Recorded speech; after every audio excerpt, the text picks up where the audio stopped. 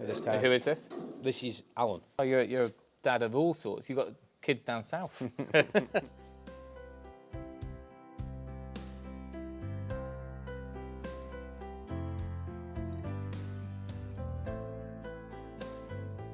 One, you get stampede and you get flattened, and two, it's just so difficult to get the feed in the trough because the heads are just everywhere. Well, it's another early morning start because I'm on another silly mission up north. That's sunrise there. So first job of the day after feeding the adult goats is to get this bottom one done.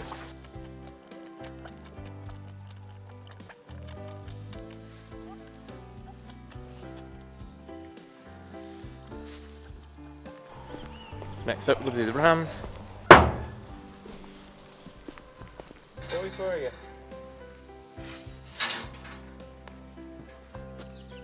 Boys, come on. There you go. I'm desperate to get these guys back out in the grass. I just don't have any fencing that I can trust.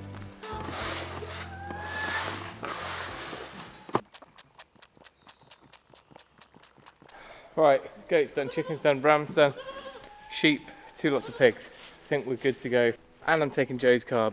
We lent our car to someone for the week, or 2 weeks, which is fine. But it's just taking a bit more logistics.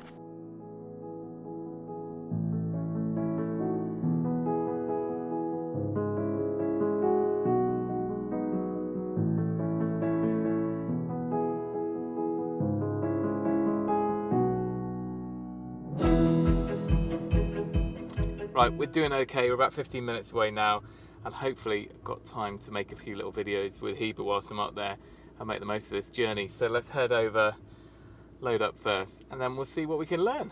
I'm back up north. I've had a bit of a road trip, and there's only one reason for that. It's more goats. So I've persuaded Heber to kind of a bit of an interview, walk and talk, and we're just going to find out a little bit more and answer questions that I don't know the answers to. So have I said your name right first? Yeah, Heber. yeah. Cool.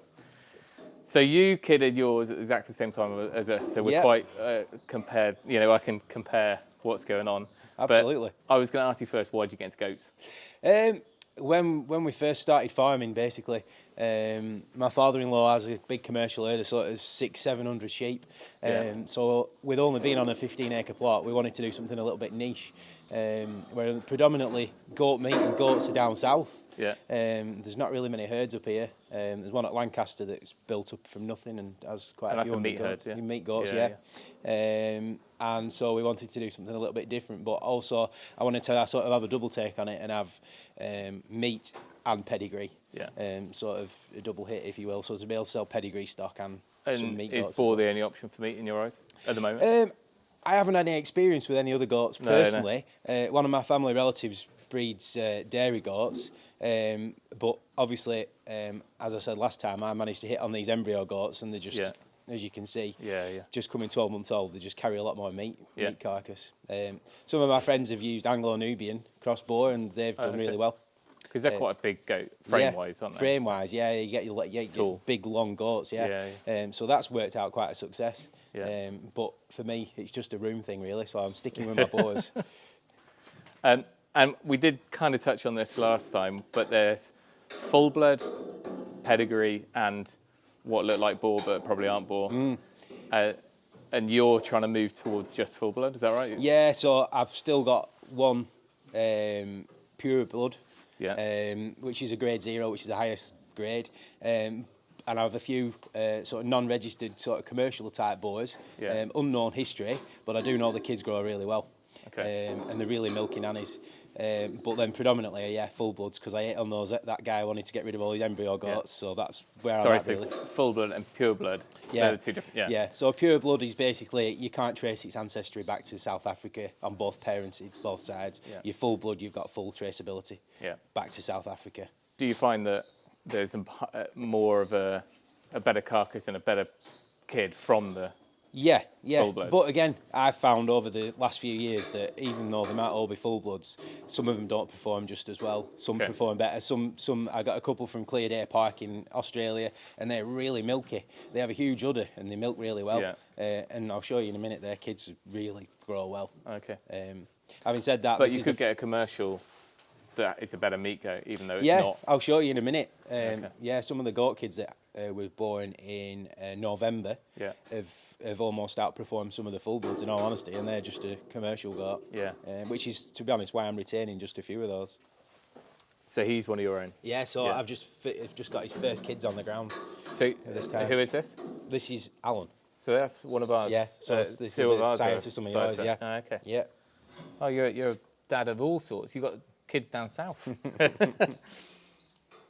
So is he your first buck that you've...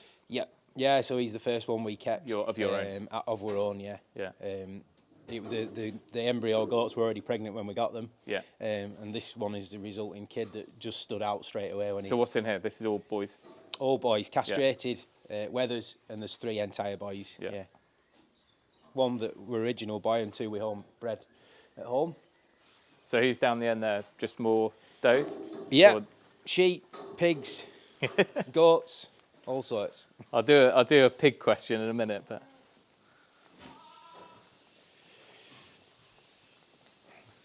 So these are girls that are going to go to the buck first time this year.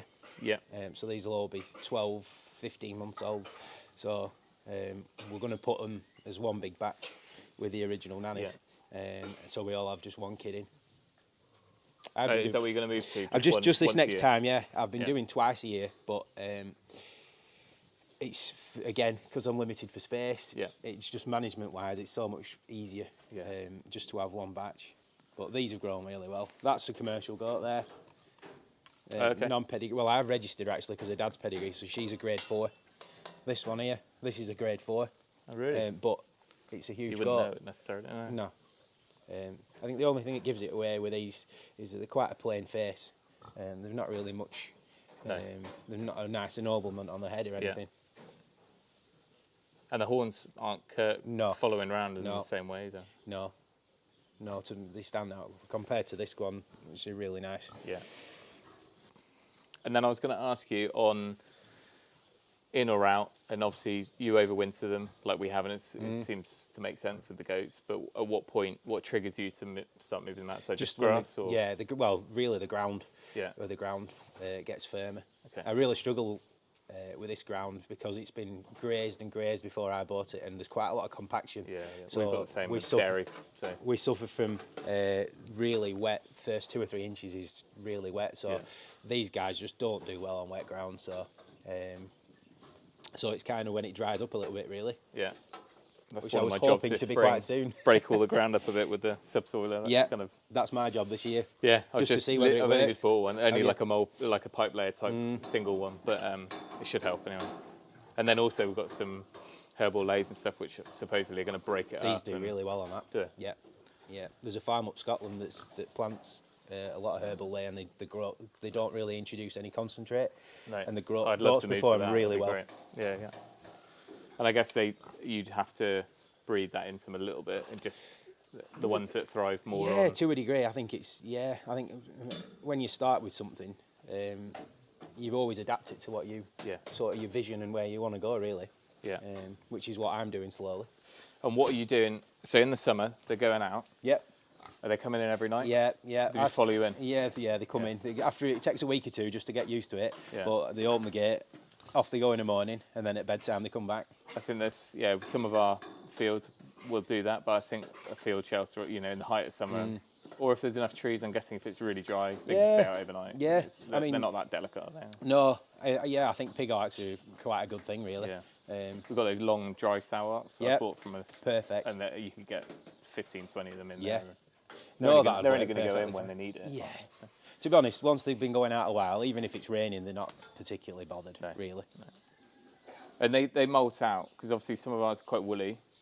It's just a temperature thing, they go a bit thinner, or is it individuals? It's individuals as well. Some of them will grow a lot more winter hair than winter coat than others. Yeah. What I've also found is quite a big factor of what the hair quality is like is minerals. And trace elements. Yeah. So I find quite often goats are quite good at telling you if they're lacking in minerals. So if the coat looks quite rough, quite shaggy, not always the case, but sometimes if the coat looks rough and they've got bald patches around their eyes, quite often it's an indication that they need minerals. Just general, like not particular a mineral one, drench. Yeah, usually drench, with copper. Yeah. So it's usually just a sheep drench with Yeah, added so copper. I did ours just before kidding, actually, with the copper. Yeah. So they've got a block in there as well, but they're obviously not too desperate for it because they don't really touch it too much. No, I try and do it every month. Okay. A month to 2 months. Yeah. Depending on what they're like. These were done 14th of last month. Are there any minerals that they need more of? The copper is really important. Yeah. Iodine and cobalt also really on the top of the list. Selenium, supposedly deficient in our soil and our area, so I don't know if... Absolutely, yeah. I'd have to look in the drench to see if it's got enough in it. Yeah, so quite a lot of drenches do have selenium in. The one I use is quite high in selenium. Yeah. But obviously, rock salt, absolutely paramount as well. Yeah. I always find once I've fed them in the morning, first port of call, rock salt, and they seem to enjoy licking that. And feeding outside, I mean, I was going to ask some barn questions as well later, but feeding outside, because our trough's just on the floor and they do butt each other a lot, and the kids are in there. So that's just easier because of that. So that's where I started, feeding with troughs inside. Yeah. But one, you get stampede and you get flattened, and two, it's just so difficult to get the feed in the trough because the heads are just everywhere and you end up spilling majority of it. So I moved to these hook over troughs. And I will never ever go back. No, ever, because if you hurry up, put it in, and they're happy and they eat it without getting yourself mown down. Sheep looking good. Yeah, they're just about right condition. For lambing. How much have you have done any food or no, just hay? They've just gone on it this week. I haven't done anything. No, so they've been on lick buckets. Yeah. But no, nothing. So they've just been on haylage, good quality stuff. There was a lot of it about last year because it was dry. That's true, yeah. The scanning that we had done, I wouldn't know necessarily how to condition score of sheep, but she said, I wouldn't feed them anything. No, you can certainly. Especially the singles. Yeah, I think I'm a bit more cautious this time because they're in lamb to a texel. Okay. So I don't want the lambs to be too big. All of them? All of them, okay. Yeah. So you've got enough pure so you skip a year almost? Yeah, I think my idea behind that is Herdwicks are small sheep, they don't impact the land as much, they live off pretty much nothing. Yeah. So if I can come across them with a texel, something a bit more commercial, I could perhaps finish in the first year. Yeah. And because again, I'm on 15 acres, I've overwintered lambs last year, but they need gone because they cost me so much in food. So on that, 15 acres, goats and pigs are good. They lend themselves to that. Pretty much. Because we're 20. Yeah. So I can't go big commercially in any way, so I have to be niche. Yeah, basically. Exactly the same as ours. Yeah. Age-wise. Yeah, these were born same time. And probably share the same side. Same size. Yeah. That's one of Alan's kids there. That's just looking at the floor. What he's given is a lot of length to the body. Okay. Really stocky front ends. So when do you tag yours? We did ours already, but straight away. Okay. But my tags haven't arrived in time, so. But that's why I've numbered them. I thought that was going to go worse. I psyched Joe up to come and help me, and we thought they were going to be screaming, but they don't really. I guess in the centre of the ear, there's not much to. No. You know. No. I think if I had a lot more kids in this batch, it might have been a different story, but I know them all now. Yeah. So these are all empty nannies. These are all the mums to these kids to the ones that weaned off. Yeah. Yeah. And when do you take the kids out? 8 weeks. Okay. And it's amazing. They get onto the feed instantly. Week, 2 weeks, like they're straight at it. I'm just using I should explain creep because a lot of people might not necessarily be watching this from a farming background, but creep is basically when you're letting the kids or lambs eat, but not the mums. So it's all down to spacing of the bars and stuff. Absolutely, yeah. So we just use a hurdle up on its end against another hurdle, and they just it works perfectly fine. So no, these guys all came down here. Yeah. So these were born in October, November time. They were the ones we saw. Yeah. Tiny last. Yeah, little ones. Yeah. Yeah. They've grown well. Yeah, they've grown really, really well. So these particular two are non-commercial, are commercial goats. Yeah. So they've grown really well. And are these all wethers or mixed? No, this is a buck. The one with the brown tail, he's a buck, and the rest are wethers and little does. So already at this point you can tell, is it the hair stays a bit more curly, or is that just coincidence? No, it's just coincidence. It's the father's bloodline. He seems to create curly kids, but it does grow out. But the bucks, are they growing faster? No, not particularly. No. I know some of my people who raise goats commercially keep all the males entire. I did in the first year, but to be honest, I found it, from management side, it's more risk, and it's just I had to castrate them all, and I don't think there's any real difference in growth. And I think one thing I found when you castrate is that you can actually keep them for longer because they don't ever get billy taint. Oh, that's true. Yeah. So when they go for meat, there's not that. And if you're trying to run one herd out in the field, it's just so much easier. So like these guys that we're taking today will be management-wise, absolutely. And would you, at what point, if you're taking them out at 8 weeks, after a few weeks how long before they've dried off that you could then put them back in and they wouldn't try to feed? Probably 2 or 3 weeks, really, ideally. Maybe a month. Yeah. But and there's no downside to that if you were trying to run a multi-generational. No, I think you just has to be long enough that they're not trying to suckle again. Yeah. It's what we did with the pigs, actually, because they've gone back in with the and I mean we left 2 months, but it's so much easier keeping one pen of gilts. Yeah. Amazing. Yeah, this little guy, his mum didn't like him, so we had to bottle him, and then we managed to mother him on a different one. So he's extremely friendly now. And what's your eventual sale point? Are you trying to sell them as stores, or are you taking them all the way through yourself? So just a bit of both, really. We're doing some stores and some, obviously, trying to get some decent pedigree stuff, but they don't all come good. No. Even from good parents, they don't all come good. So in here, there's actually only 2 females that we're keeping. So there's this one that stood out right from the word go. And where is she? This one. Yeah. So there's only those 2 that are going to be retained. And they're all full bloods. So. Yeah. Unfortunately, we lost the dad last year. Suddenly came down with listeria. Even though we're being really careful with the feed. Yeah. He just started drooping on one side of his mouth. Yeah. We treated him straight away, but a couple of days later... What's the trigger for that? What's the cause? It's basically a bacteria in soil that basically causes an infection on the brain. So you don't necessarily worry about it when they're in the barn? Yeah, worry about it more so because of the feed. Even though we were feeding good quality hay, as I was just saying to my wife the other day, when the sheep are eating that, when I'm clearing up after a week, the amount of soil dust in the bottom is I see what you mean. So it's on the hay. It's not the feed or them. It's just bits of soil picked up, So they're ingesting. It generally happens when they're shedding teeth. So it usually happens in young stock.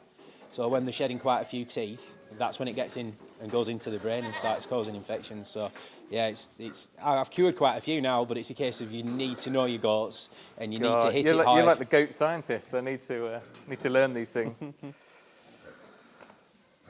Great. I think I've probably answered everything I was asked everything I was going to, but I'll put a link down below because you're the admin on the group on Facebook, aren't you? Yep. Yeah. And there's quite a lot going on there, discussions and stock for sale and stuff. So if you've got any questions, maybe put them on that Facebook group. Otherwise, I'm sure you can jump on and answer comments below. Absolutely. I'll try and answer anything you can ask. No, we're loving the goats. Would you reduce your sheep numbers to increase goats? Or you kind of found your... No. I think one thing that I would advise, having done it this last year, is I would never graze together, just simply for worm burdens. That was one of my questions. Yeah, last year, the first year we moved on here, we didn't have much of a trouble. Last year, I grazed goats and sheep fairly close together time-wise on the pasture, and my egg counts for my goats were coming back colossally. So I was talking with our vet about this exact thing, and I was thinking, because we strip graze, if we put the goats in 2 days ahead of the sheep, that would work. Yeah, absolutely. Yeah, and try and rather than the other way around. Yeah. So this winter we've actually fenced more of our big fields into smaller fields, so it gives us more rotation. So we're trying to leave fields empty for 6 weeks. They're more likely to transfer the other way around, aren't they? Absolutely. And the goats aren't necessarily going to nail all the grazing. They're going to go for all the hard stuff. No. I mean, ideally, goats need to have sort of 6 inch plus of grass. Yeah. They don't like grazing right down at the bottom. Okay. Or if you've got hedges, they'd much prefer that. As long as they're moved on, they're not going to trample the grass too much for the sheep to follow. No, absolutely. Yeah. No. Well, we'll try it this summer. That's kind of the aim. Yeah. Well, we're going to get some of these loaded up and thank you for the Q&A. No problem. And we'll get them get them down in the trailer and settled in.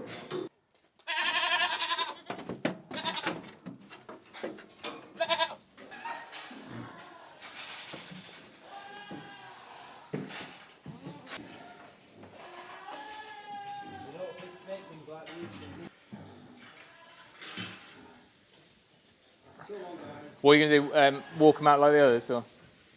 Yeah. Got less to hold on to, haven't you, with these? Yeah. Big dog.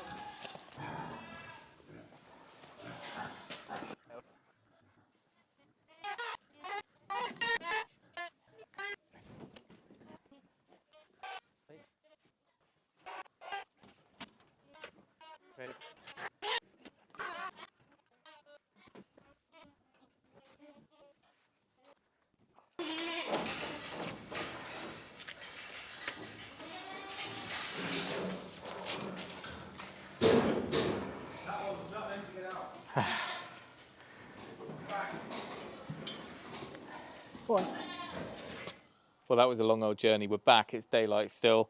Hey. Come on, boys. Come on, then. Come on, goats. Come on. Good goats. Come on. Come on. Nibble on this straw if you want. Come on.